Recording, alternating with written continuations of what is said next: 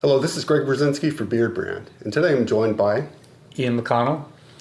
And today we're going to talk to you about having a beard in professions that typically don't have beards. I want to talk to you today about professions that typically do not allow guys to have a beard. As many of you know, apart from my life on YouTube and on Instagram, I'm an architect by trade. And guys my age, I can think of my principal, other guys in my office, who are 40 plus, most of the guys do not have beards.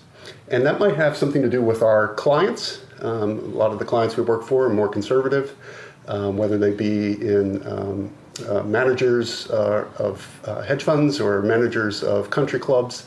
And a lot of those, or even the women are conservative. A lot of the men do not have beards also. So it might be a reflection of our peer group, but we're seeing a lot more guys with beards who are younger.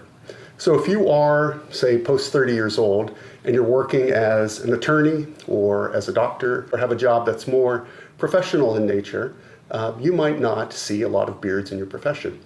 And so I asked Ian to join us today because he is in a profession that typically, and I hope you agree, I think this is true, right? Guys do not have beards. So Ian, why don't you tell us what you do?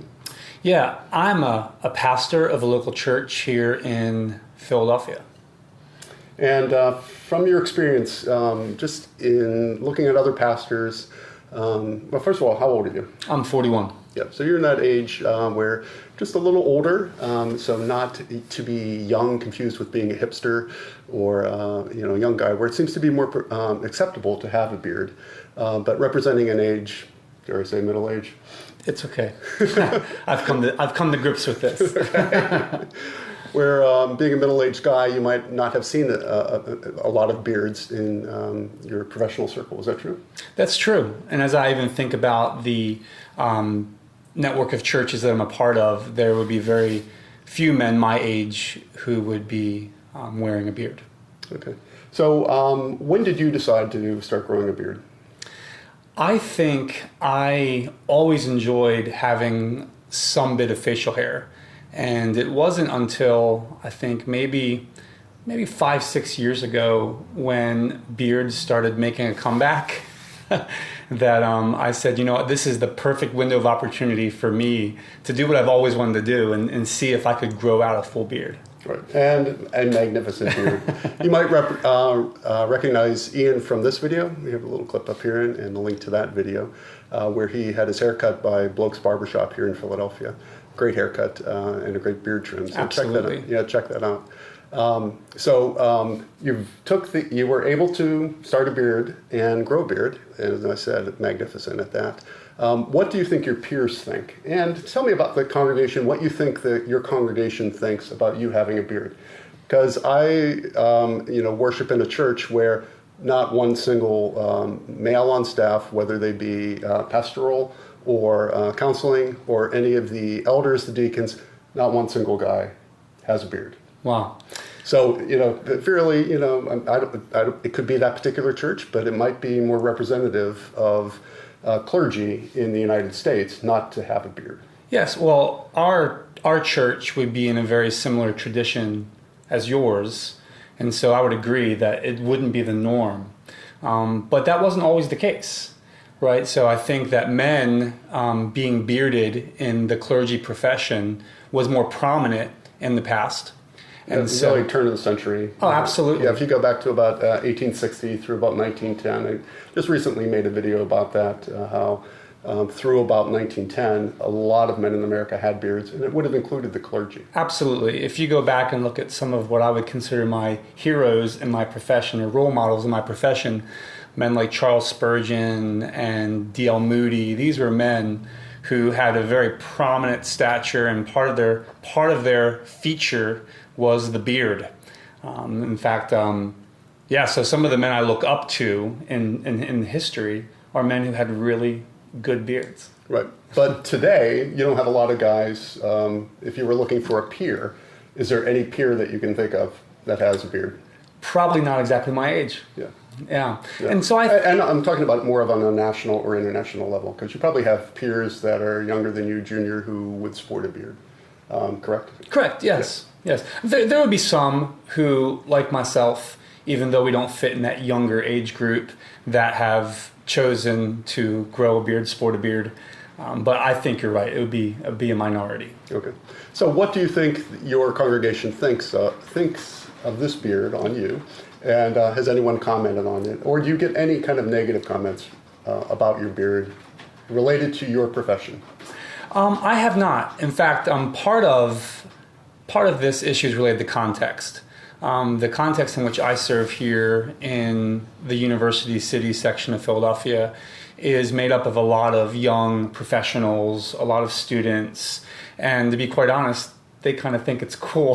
Like, my pastor can grow a beard, and like that, and they actually comment on, man, that's a great beard. Right.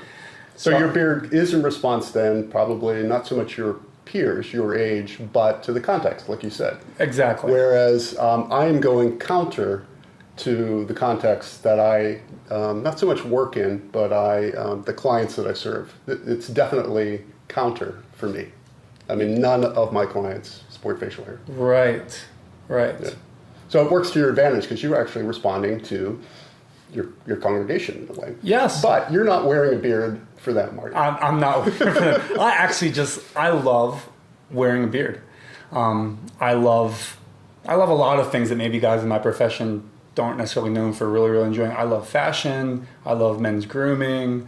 I enjoy these things. So it's an enjoyable thing for me. And most importantly, not only does the congregation appreciate it, but my wife does. Right.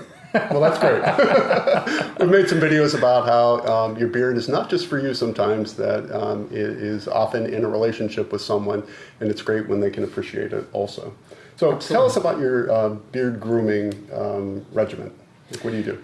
Yeah, so I regularly, well, actually, you've been a huge help to me in this. Like, I used to just let my beard grow out and just go natural with it, and it would get real kind of like frizzy and out of sorts a bit. And so I do think, to come back to a question you asked earlier, was I think part of what makes a beard more acceptable in a professional context is your grooming of the beard.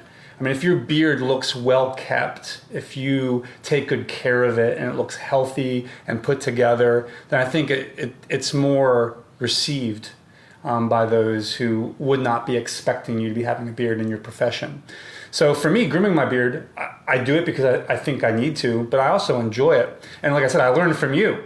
I learned from you. I'm like, what technique are you talking about in particular? Well, I get my shower in the morning and I wash it and I condition it.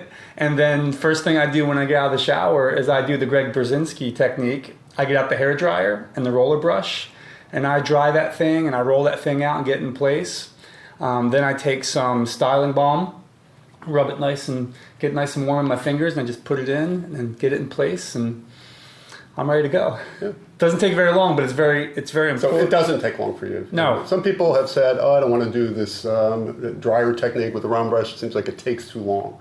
But for you do it in a few minutes. Right? Oh yeah, just a few minutes. Okay. Are you able to, you said you wash your beard every day. Do you ever go every other day, every third day without washing your beard? I always get it wet. I'd probably say every couple days I'll actually use some washing product in it. Okay, cool. Well, let's just circle back to being a professional man being a professional man and having a beard. So you probably have to go to a larger group of your peers, right? Correct. So I don't know what you call it, the assembly or council. Council or whatever like that. And you walk in there, do you see other guys in that context with beards, your age or older? My age or older, no. Okay. They're definitely younger men, and so right. Not as much peer level. Right. So it actually might be changing. I mean, the whole tide might be changing to allow, dare we say, guys in professional contexts where typically a beard was not appreciated, to suddenly be able to have a beard. So. And I think those of us who do it actually do provide some inspiration. I have had a few people in my context who are my age or older who started growing out their beard, and they say that I inspired them to do it. They felt like they could have permission because maybe they weren't the ones who had the initiative to do it themselves, but once they saw others who were doing it, they got a little bold. Oh, good. Good. Well, beards are bold. They are. They are. And just back up a little bit. How long have you had your beard? I've had this beard now for 3 years. 3 years. And before that, were you clean shaved? No, before that, I sported the goatee and I always called it shadow beard for some reason. I'd always kind of like had a permanent 5 o'clock shadow. I kind of like to keep it down there. Right. Very cool. I want to thank you for coming on today and Absolutely. talking about your beard. And so I want to encourage you to look back on some of our older videos where you can get helpful tips, just like Ian did in terms of styling his beard. We have lots of information in terms of cutting your beard, trimming your beard, hair grooming, as well as face grooming, beard grooming, as well as keeping your beard to its best advantage. And so take a look back. And why don't you comment below and tell us what kind of job you have. And if any of you have what is considered to be a more professional job, tell us about how your beard is accepted or not accepted in your profession. Until we meet again, Beard on. Beardbrand is a premium men's grooming company with products not only for your beard, but also your hair and body. Do yourself a favor and head over to beardbrand.com and take care of yourself. Or you can stick around and watch a few more of our awesome videos.